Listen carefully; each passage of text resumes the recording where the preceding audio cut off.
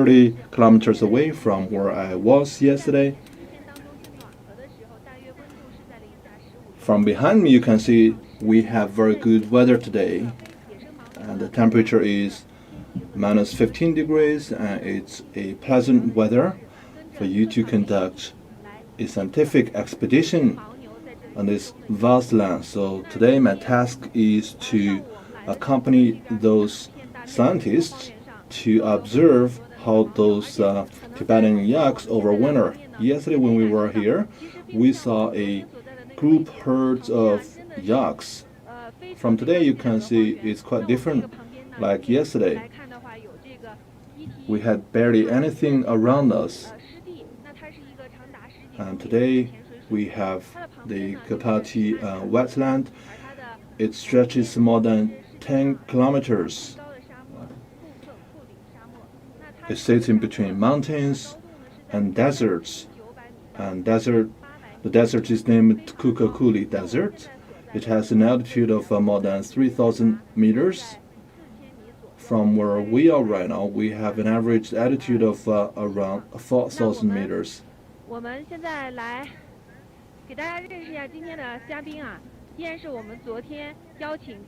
So now let's introduce the guests today.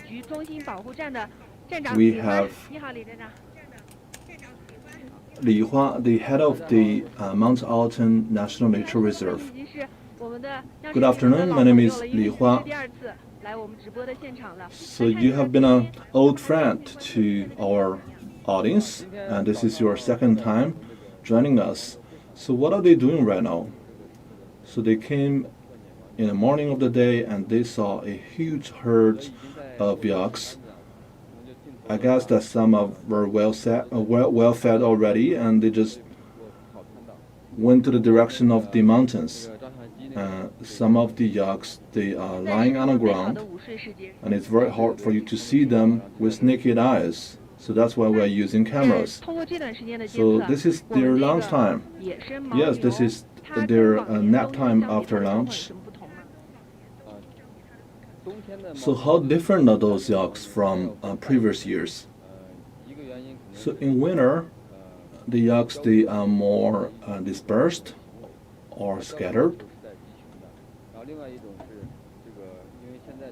So they tend to move in herds in other seasons of the year, but right now in winter they are more likely to be scattered across different places on a vast land. And they are very well fed. They have plenty of water to drink, plenty of grass to eat.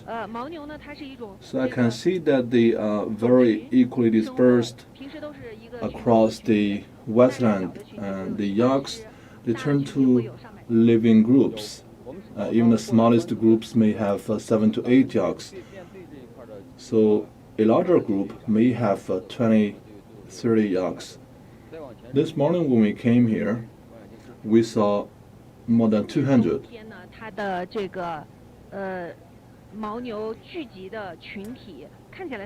For this winter, it doesn't seem that you have too many yaks here. This is because of the time of the year, and they have to engage in longer observations. For those female yaks, I think they are pregnant for 3 months. Yes, they would be mothers, and when we approach them, they are very gentle, very friendly. After they eat some grass, they walk very slowly. But those male yaks, they are still very aggressive and very protective. Yes, that's I can understand why, because they just had the breeding season a couple of months ago, and when we approach them, we find out that they are just standing still, and when we are taking videos, and we got mistaken because we thought we hit the wrong button and we were actually taking pictures, but it's not. It's just that those yaks, they stand still after eating grass and after they get pregnant. And they are also taking very good care of the baby in the womb. So now a few more words about the National Nature Reserves at Mountain Altun. This is one of the first plateaus in the world that have a Institute of Plateau Biology. So from this you can see what attention has been paid to the protection of ecological environment here. Here we have deserts, we have mountains, we have forest, we have wetland.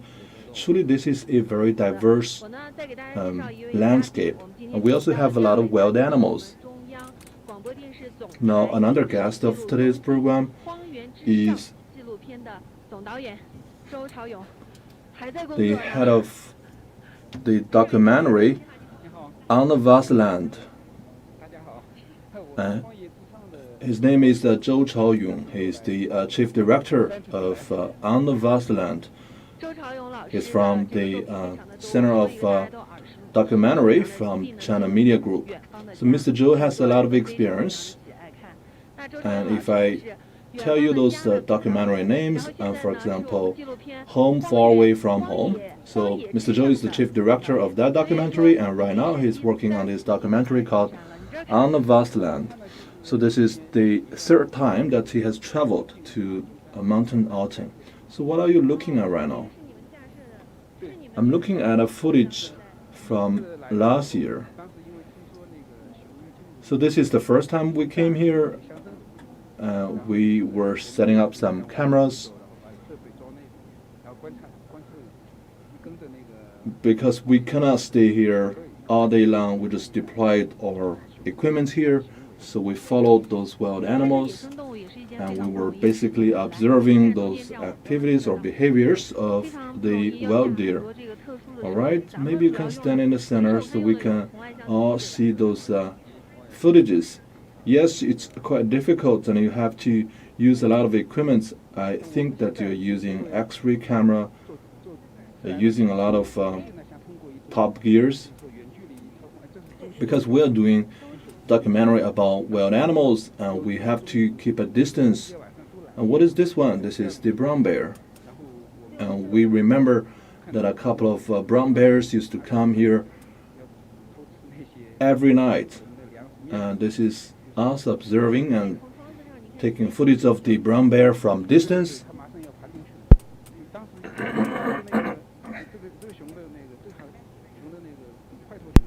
You can see that this brown bear is climbing into the house of a peasant, and he is very tall when he's on two of his legs.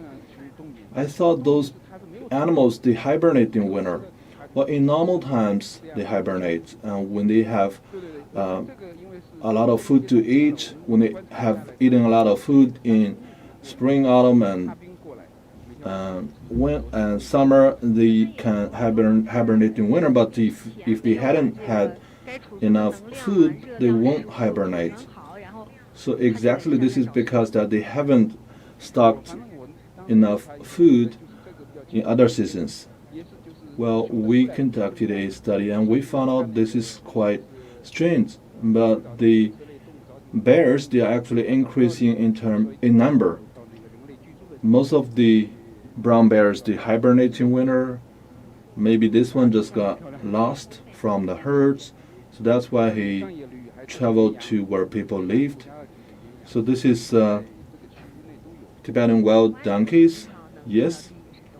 And here we have antelopes. So do you see these animals often? Yes, on a regular basis. Because we're deployed here on this vast grassland, we can see a lot of yaks, wolves, and also forest musk here on the mountains. You got a lot of wolves as well as the snow leopards. I saw a wild yak the other day who got trapped on the ice. So he was struggling. When we found him, he was surrounded by 7 wolves. So that is the law of the nature. We can do nothing about it. So when you get trapped, you can get surrounded by a lot of animals, and that is the fate that you have to accept. And we got a lot of wild animals here, bears, all types of birds, wolves. So when human beings saw this, well, it's quite heartbreaking. We have this sympathy, but we want to save them, but still, we cannot do anything about it. Well, I believe this gentleman standing beside me may have more to say about it, but from my perspective, if we encounter some small animals, if we could save, we'd hold out a helping hand. For example, if it's a lamb, we may come to its rescue. But if an animal has been trapped by a artificial fence or getting tangled there, we will hold out a helping hand. Or, for example, if a lamb has dropped into a manhole, we take him out. But if we talk about those large animals like wild yak surrounded by snow leopards or wolves, there's nothing we could do about it. And when we saw that the wolves, they were already eating him, he's already half eaten up. We saw the yak struggling, but there is no way we can save him. So we could only watch this from a distance. One of the members in our team said this is the law of the nature, and there is barely anything we could do about it.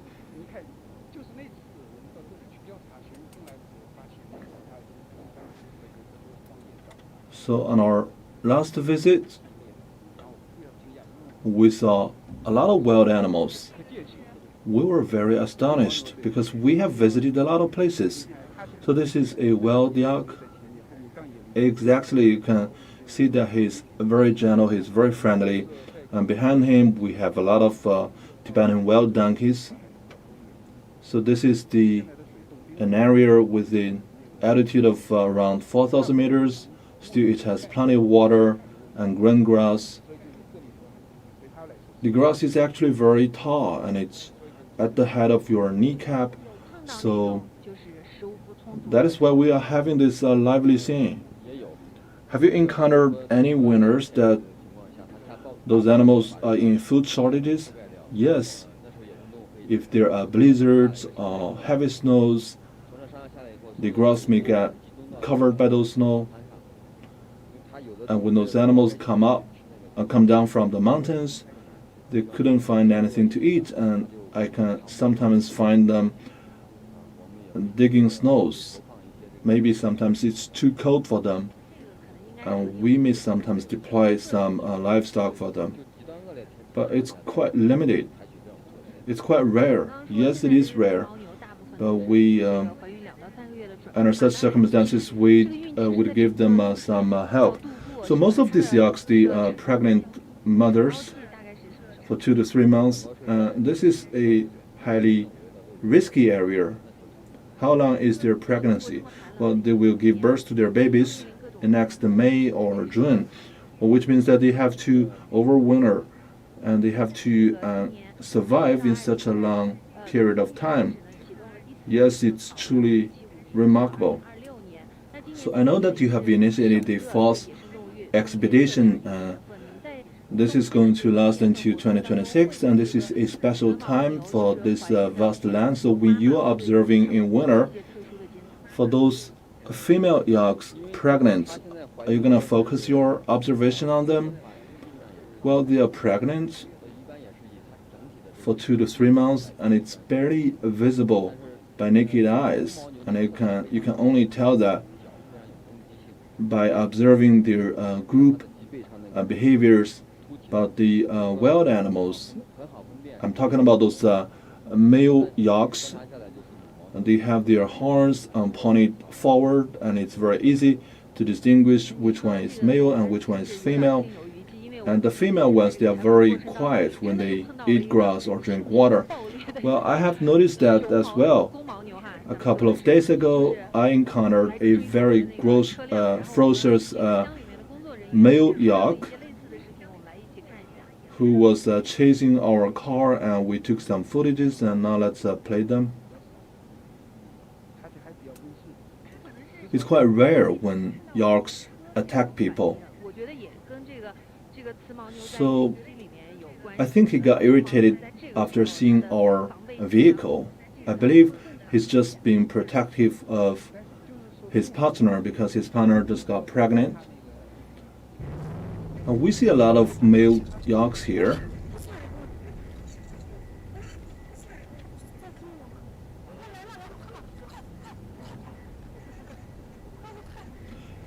Here he comes.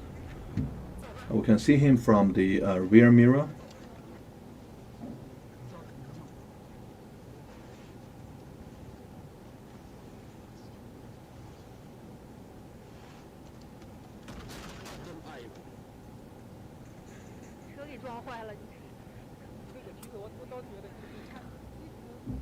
He broke our car.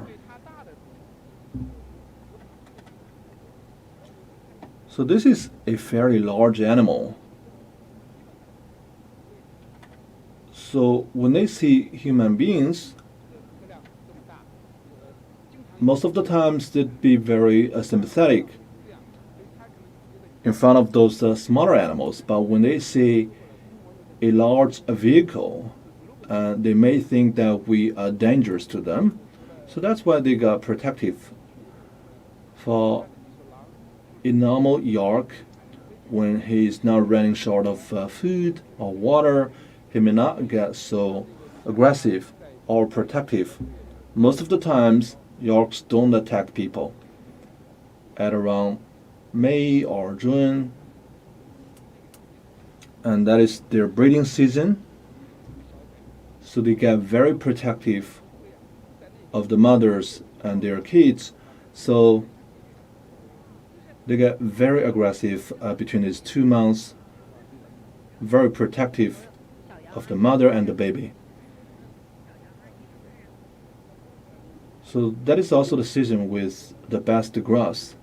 Yes, exactly. At other seasons, there are different hunting animals, there are less grass. So this is the law of nature, and they know when to get pregnant and when to give birth to their babies. The same goes to the Tibetan antelopes and the Tibetan wild donkey. So those animal mothers, they have to overwinter carrying their baby in the womb.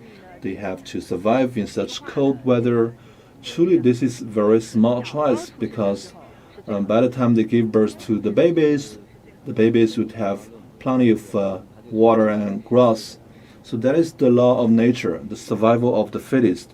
And they have adapted to these changing seasons from a long time ago.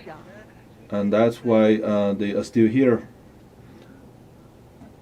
I can't wait to hear more stories about those animals.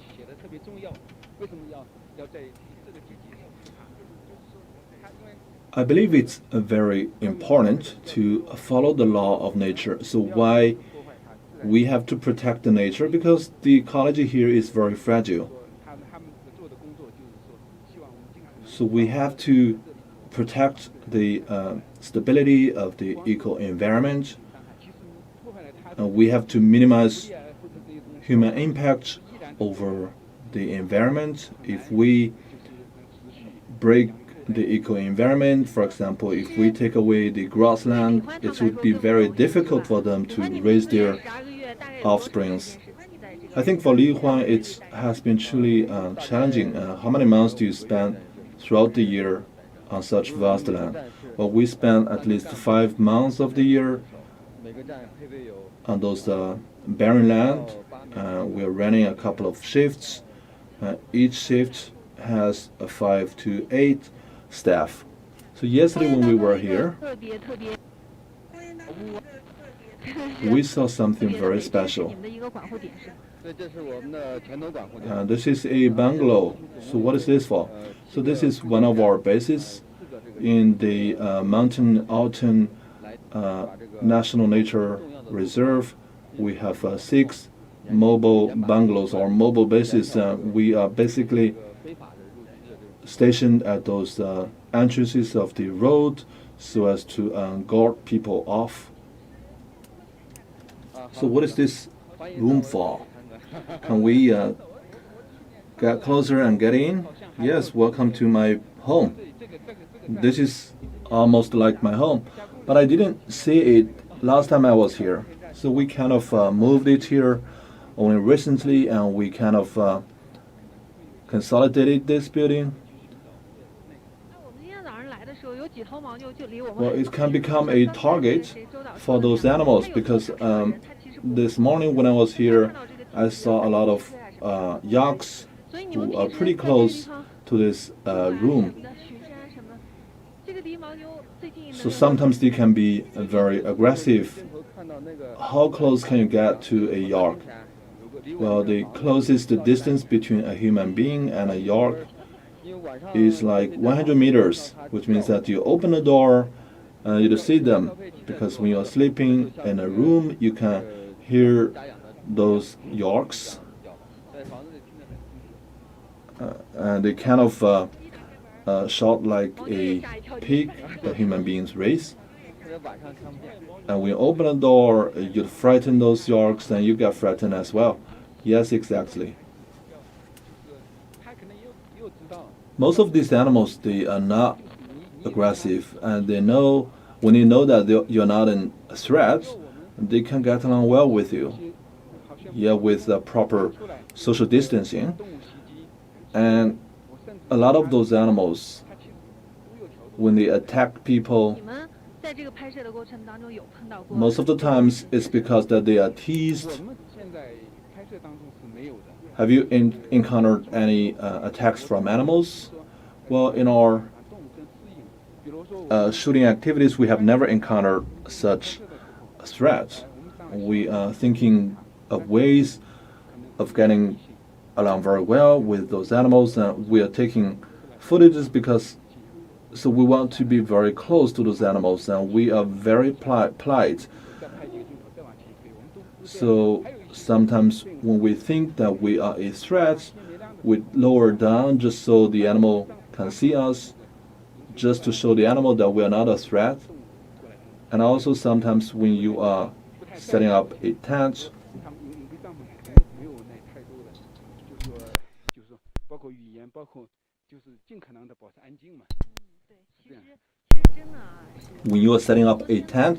avoid doing that in a pond because that's where the animals drink water. So when we came here in the morning, it was still daybreak. A lot of the wild donkeys, they are drinking water already. We wanted to shoot that, but we figure out that if we turn on the lights, we disturb those animals. So I believe it's always polite not to interrupt each other, not to interfere with each other. Yes, this is the behavioral code that we have to follow. We need to learn how to get along well with those animals. We have to keep a distance with those animals so we can see how those animals really behave. All right, this is your almost like your home. You can set up a stove so it's a little warmer this way. Even in summer, I have to rely on this stove. Even in summer at evening, it's pretty cold. It can even snow in summer here. So you use this stove all around the year? Yes. From May to November, we stay here. And we have to rely on our central station for water and food supply. You can see that we have a lot of springs on the water, on the grassland. We have tried the water quality. It's not quite ideal, and it's in yellow color. If we just drink that directly, we may get diarrhea. So that is why we are transporting water from the central station on a weekly basis. So where does the supply for the central station come from? Because to my knowledge, this is 1,100 kilometers away from Karla. Even the closest distance, even the closest county is like 500 kilometers away. So where does the supply of the central station come from? So the central station, we have vehicles equipped to each and every station, and we get supplied once in every 10 days, and there are visits from the central stations as well, and they pay visits regularly to us. So are you working on shifts? Yes, we are working on different shifts, and each shift has 3 staff. All right, so now let's take a look at your living environment. We got 4 beds here. So how many people can you accommodate at most? Well, most of the times we're just 2 people. We have a brief table here, and it's clean and neat. So on this side, you got a little dining table. And most of the times, you cook for yourself. Yes. We eat a lot of hot strips, noodles. So, do you cook? When you cook, do you have to use a special pan? Yes, we have to do that because this is an area with a very low air pressure. So that is why we are relying on those high pressure pans and pots. What is the most challenging part? Well, the biggest challenge here is you have to overcome this loneliness because you're far away from home. You're not staying together with your home, with your family, so it's pretty tough here. But for a man, physically it's not quite challenging, but mentally, I'm not living together with my family. So you accompany with the with those wild animals, and with such a environment. Yes, that is the story of generations of staff before me. But we are much better off in terms of living environment and living conditions, and we are following the spirits of teamwork and hard working. So this is the spirit that has been passed down from generations to generation. So tell me the story in 1983. So in 1983, it was a nature reserve at the Xinjiang and Uyghur Autonomous Region level, but in 1985, it was elevated to the national level as a nature reserve. So we are currently shooting a documentary. We come here quite often, and we also shot this bungalow in our documentary because those people, they are very important. They are the guardians of this part of the world. So how come you are wrapping up your room, your house with those steel panels? Yes, because originally it was just a container. So who are you protecting from? We're protecting us from those wild animals, and also sometimes those yarks. And also we got some smugglers, some illegal hunters. But we barely see those people in recent years. Well, this is exactly because of your work. Yes, this is the result of dedication and commitment of generations of people. So basically, you're packaging your house with this steel panel.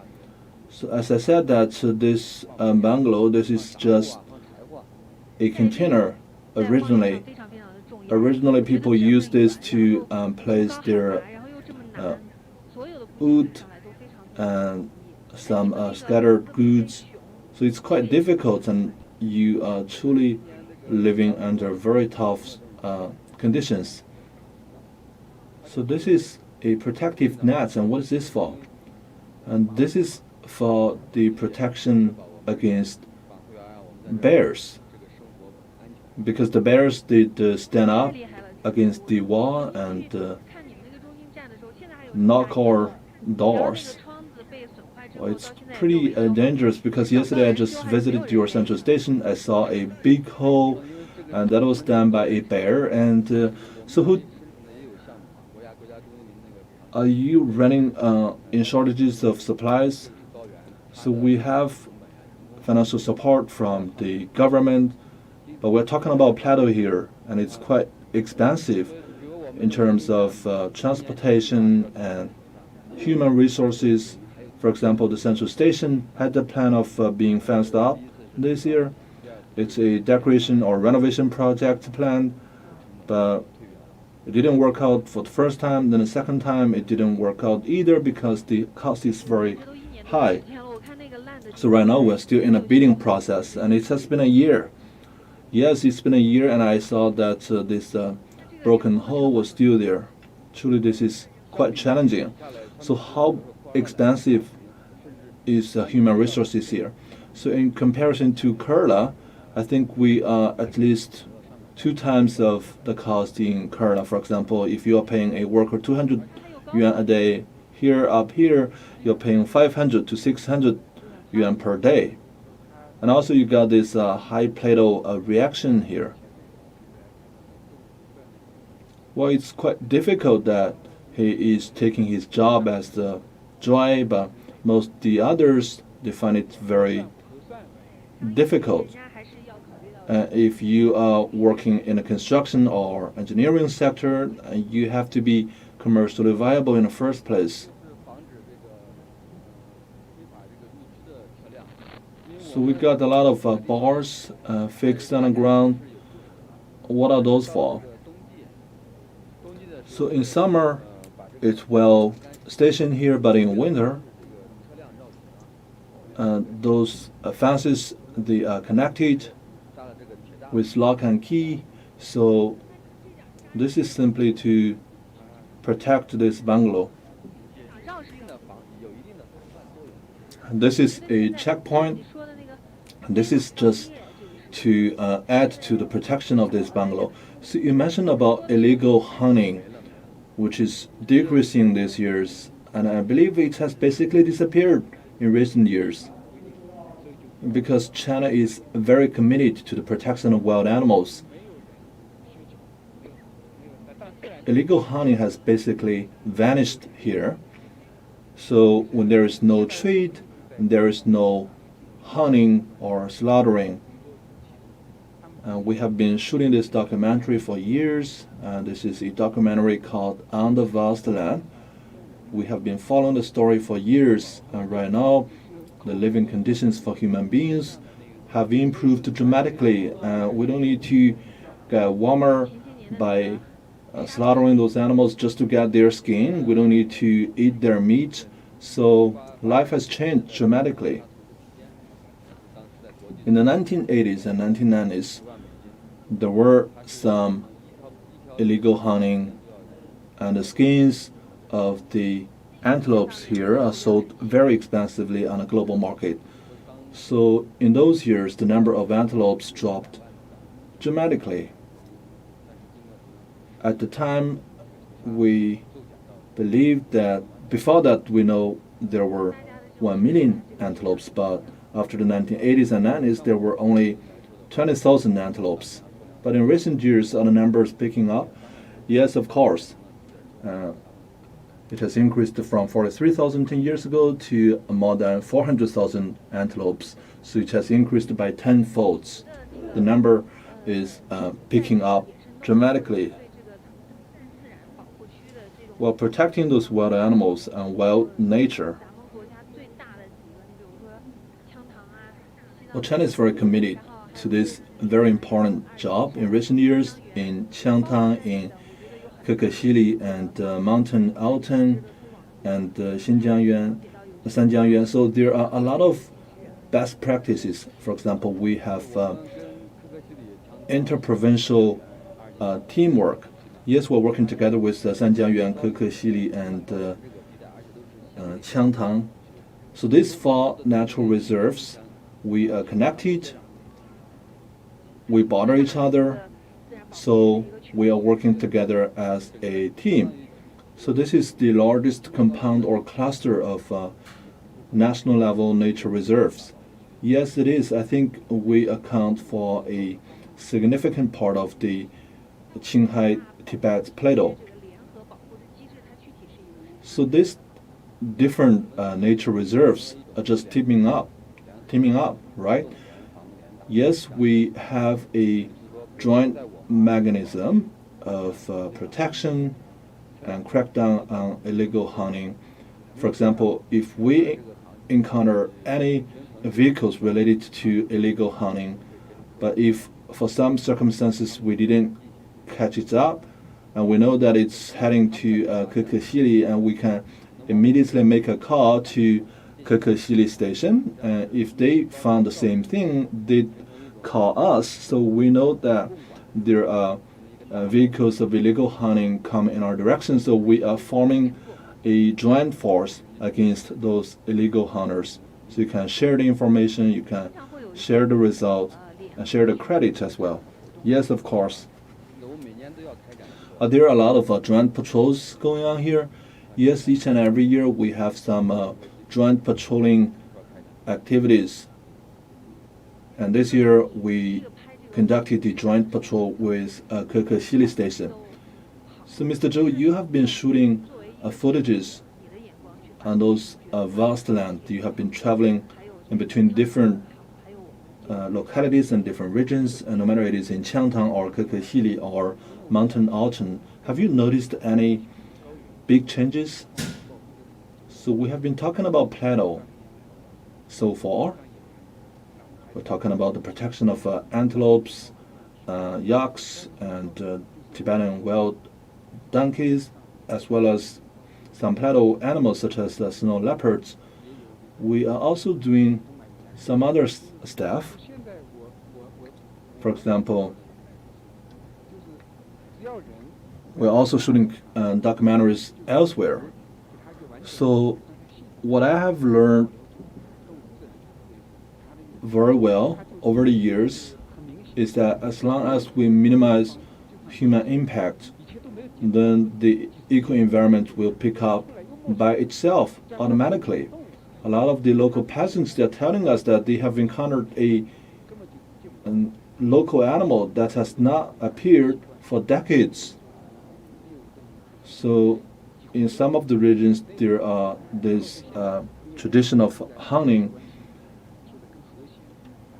Over the past few decades, there has been no hunting, and human beings are getting along very well with those wild animals and wild nature. I believe that as long as we give nature a chance, it will flourish. You said it very well. I believe that our job is to shoulder up our responsibility to just leave them alone, and they will survive and thrive. And also we need to protect the eco-environment, because the number or the population of animals, and they go in a balanced way, and there are ups and downs, and this is the selection of nature, and this is the law of nature. But for those rivers and grassland and wetland and mountains, and there is only human beings that are able to protect it. So we have to very well protect those eco-environment. If we break the natural environment, then we are actually hurting those animals as well. Well, a couple of decades ago, there were excessive exploitation of natural resources, and that has resulted in a very bad consequence. So we spent a lot of years exploiting from nature, and right now we are paying back. Are we redeeming ourselves? I believe that with these great efforts, we can recover the ecological environment here.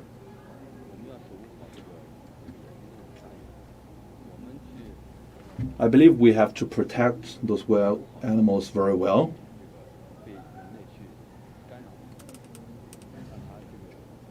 Human beings are the guardians of those wild nature animals. And you said it very well, and this is truly very important. It's a redemption. We have to pay respect to nature. We have to protect nature. And this is something that we as human beings must do. So what about you, Mr. Zhou? Well, I believe we are guardians of the mother nature. For ordinary folks like us, we have to refrain from engaging in bad behaviors. A lot of the skills of human beings are learned from the nature. We cannot just learn the skills from nature and then hurt back nature. So this is too selfish, and you have to think about the well-being of those wild animals living in Mother Nature. Well, it has been 10 days since we are here. Well, I'm deeply impressed in these couple of days. At the very beginning, I thought that those wild animals, they can be very aggressive. But over the past few days, I see herds and herds of antelopes, yaks, wild donkeys in Tibet, and they're not very far away. So sometimes the yaks, they just stand still and just watch you from a distance, and they are protective and they are ready to attack when you are being aggressive. But those are smaller animals, antelopes and wild donkeys, and they are running very fast on the vast land. I believe they are escaping all sorts of enemies, including human beings. And this is a skill that they have trained over millennia. But if you look into their eyes, and you can see they are very friendly, they're very gentle, and they're very curious. So, as if they are having a conversation with you, they are at peace, so you have to respect their peace. So I have refreshed my understanding during this visit. I believe it's highly important that we need to protect Mother Nature. If we do that, we are also protecting the living environment of human beings. And this is fantastic environment. This is brilliant sunshine, vast land, and this is our home to protect. If we want to see a more beautiful tomorrow, we have to engage in real and substantial actions, and we have to pilot some meaningful actions, for example, the joint prevention and patrol between different regions. All right, thank you very much to my guests. And this is the end of today's live streaming program, and tomorrow we're going to bring you more about the stories of the Tibetan antelopes. See you tomorrow. Bye.